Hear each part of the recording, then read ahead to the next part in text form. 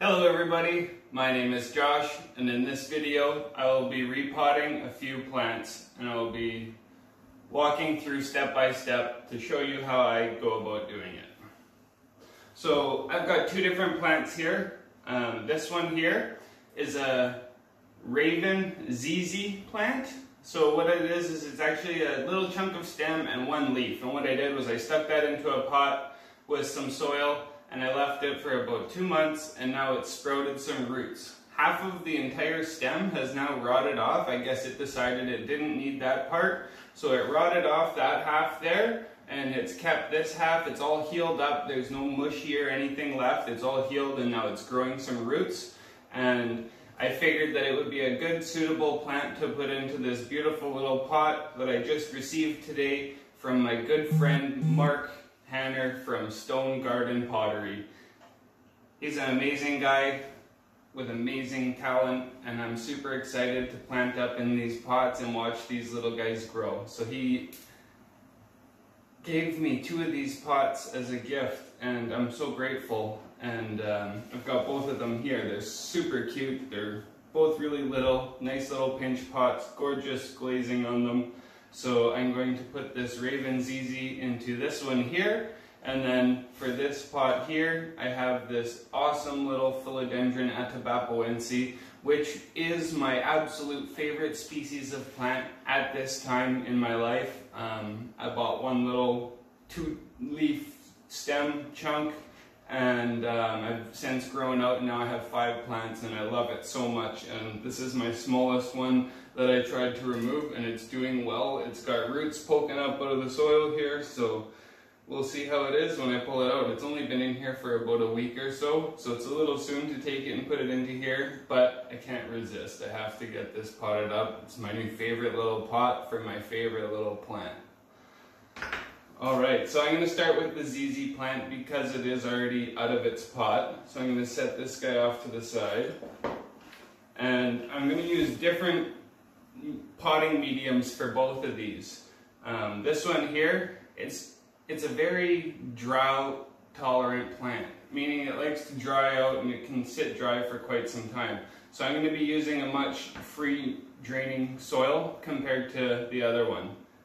So what I've got here is I've got a little old yogurt container filled with pumice, lava rock, akadama, and kanuma. And those are all high quality, high porosity soil ingredients, or full soil mediums on their own. Akadama and kanuma can be used entirely on their own, and so can pumice, quite frankly, and lava rock as well, but not as much. So they all are very fast drying, and them together makes a good mix. So that's more often used in bonsai, but I'm going to use it for this little fella in this little pot, and I think that it should do quite well. So I'm pretty excited. So what I've got is a little soil scoop here that I can use. It's got a little bit of dirt in it from last time, but I'll wipe it out here.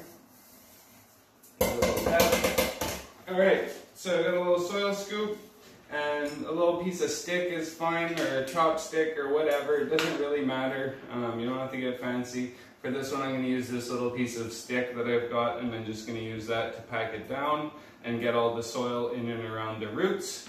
And then I've got a little piece of screen that goes over the holes in the pot. So I just cut that off of this bigger piece here. This is just like a plastic type screen mesh stuff. I can't even remember where I got it. If you know where to get it, drop it in the comments below, because I need to buy some more because I'm pretty much out and I can't remember where I got it or what its original purpose even is.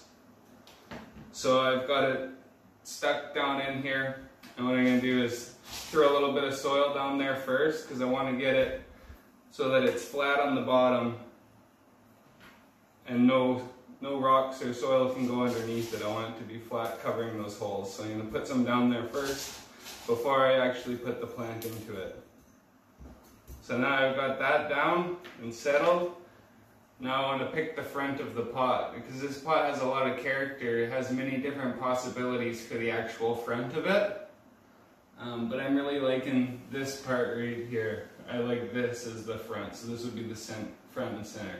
So it's got that nice feature right here, and very good texture within. I really love this plant. This pot. It's so fascinating.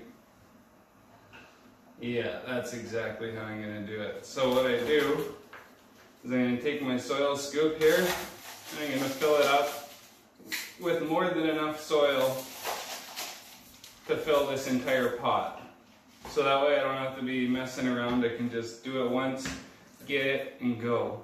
So I'm going to take my plant and take my pot, and I'm going to line them up centered where I want it to be the front.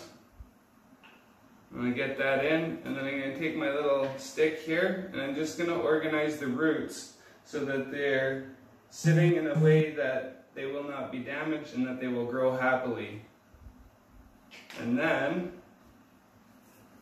I'm going to start putting the soil in. Now, this is so simple because it's so tiny, but basically just filling it up. And I'm going to take my little stick here, and I'm just going to poke around nice and gently, twist it in there, get it down into the bottom. And what that's doing is that's working out all the bubbles around the roots, getting it all filled in nice and evenly. Because what we don't want is big pockets of air and stuff, because then it'll fall over, or when you water it'll all get moved around, and I don't want that. I want it to be nice and secure as possible. And in such a tiny pot, there's not much security to it, but once it gets rooted in there better and growing, there'll be no problem whatsoever. So like I said, this plant likes to be much drier, so giving it a soil that'll dry out in literally a day is a good idea for a plant like this. So what I'm going to do, now that I've got it potted up, I'm going to scoop off just the excess. And because this is so light and crumbly, it's not the easiest to have them stand up, especially when it's bone dry like this. So what I'm going to do is I'm going to water it.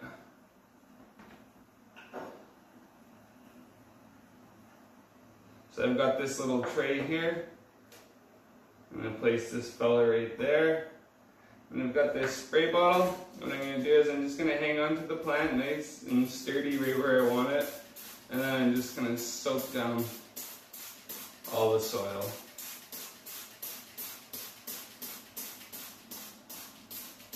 I'm going to spray it real well so that I know it's thoroughly wet.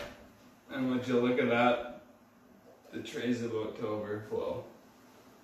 So I'll just dump it into that bucket of soil there that we're probably not going to use, but that's okay. And now I'm going to do it again. Give it some more.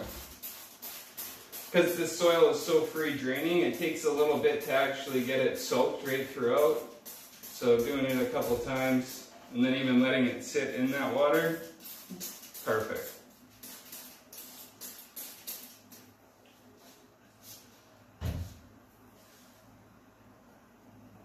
Alright, check it out, folks.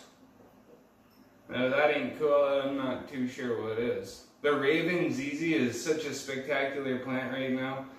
Very popular on the market, and I really like it too. It's a super neat plant. I was fortunate enough to get one in February I believe I got it, and it went through some shipping, went on a plane and stuff, and got packaged up, but it made the trip well, except I lost a lot of leaves on the original plant. So what I did was I cut a section off to propagate it, and this is one of the pieces that I've propagated, and it's successful. So that's really exciting, because the Raven ZZ is a super uncommon plant right now, especially in Thunder Bay.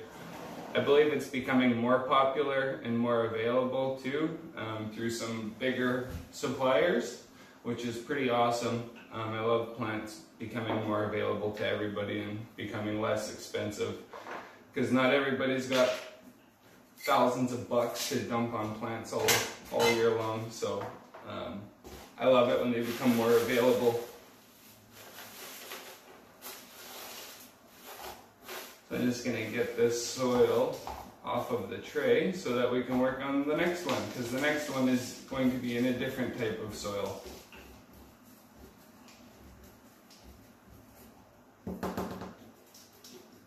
Alright, so the next one is this super special little philodendron atabapoense, and it is going to go into this super special pinch pot from my friend Mark Hanner from Stone Garden Pottery in Otisville, Michigan, I believe.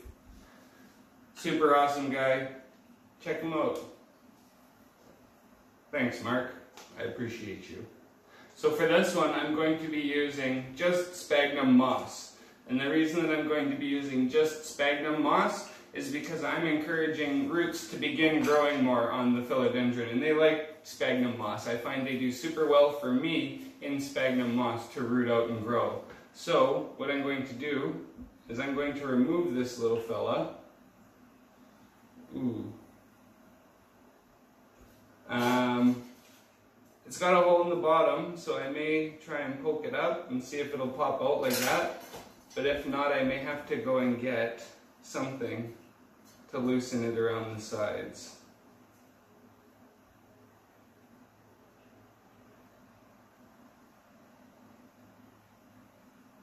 Yes, I have to get something. Just one moment, guys. So what I like to use is plant tags because they are flat. Uh-oh.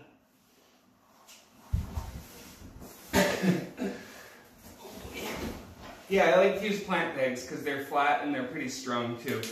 Yikes, I've got issues upon issues.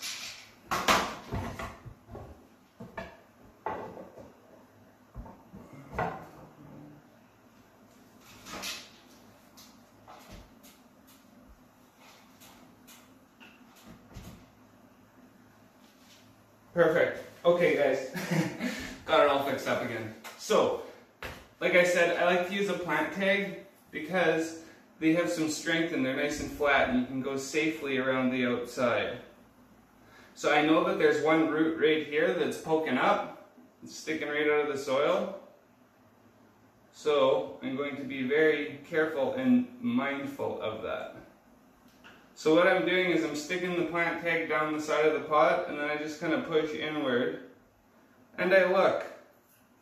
So I'm loosening it off and then just looking to see if anything out of the ordinary is happening or whatever, right? But basically I'm just loosening it off because roots will get a little bit stuck to the terracotta sometimes. So what I like to do is I like to actually moisten all the soil or the moss or whatever really well before I remove any plants from terracotta, because the roots will kind of adhere to it. So it's easier if you moisten it, they come off much easier. Yeah, like this is happening quite easy, there's no struggle really at all. I've seen a few healthy roots poking out. Okay, so now I'm all the way around. So now to take it out, what I like to do is I stick it in on one side, and I go upside down with it, and then I just kind of wiggle it, and it comes out real easy. Just like that. Okay. Perfect. Excellent. So, there is 2 juicy, healthy roots in here, which is very nice to see. So I'm going to try and not disturb those as much as I can. And I'm going to pick the front of the pot. Oh yeah, right there. That's the front of it. So perfect. And then I'm going to pick the front of the plant, which changes all the time because these ones, every new leaf changes the front of the plant, so to speak. So I'm just going to pick the front of right now. So I'm going to get some sphagnum down in there. Use up the stuff that I had in this pot. See, I just potted it so recently that it didn't even make it all the way down to the bottom of the pot. You see that there was that little clump down there, which is totally fine. Doesn't really matter. So I've got that in there. Looks like it's pretty close to enough. And I'm just putting enough to lift the plant up to the height that I want it, and so that the new roots can grow down in there. stick it in, situated the way that I would like it to be. Oh, perfect, just like that. Okay, now all I have to do is take a little bit more moss here. This is new stuff, and what I like to do with the new stuff is I like to break it up so that it's not real long strands. And the reason that I like to do that is so that when I do repot it next time, I can just pull off the chunks of moss. It doesn't really matter, but I like to pull off some of it. I don't pull all of it off, but I just pull off the stuff that's easy. And it comes off easier when it's in smaller chunks like this than versus long strands. So what I'm going to do, I'm take a little piece, I'm going to poke it in there very gently with my chopstick. Take another piece, drop it in very gently. Lots and lots of caution and care doing this, there's no rush. Another piece, nice and gently, drop it in. Settle it. Another piece.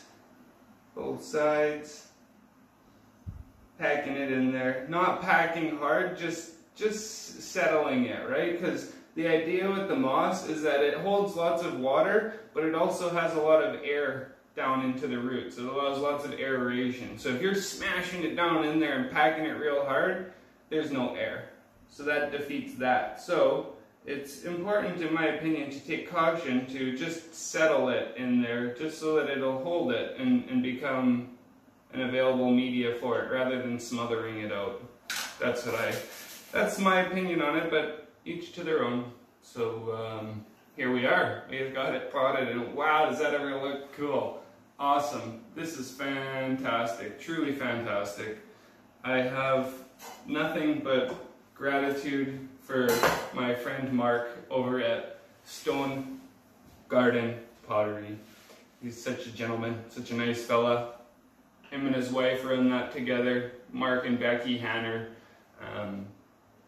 Tons of passion for plants and love for their pottery, and I'm very grateful. Beautiful. So, thanks for watching. Hopefully you learned a thing or two on my methods for repotting and propagating these small fellas. Everybody stay well, enjoy your day, and we'll see you next time.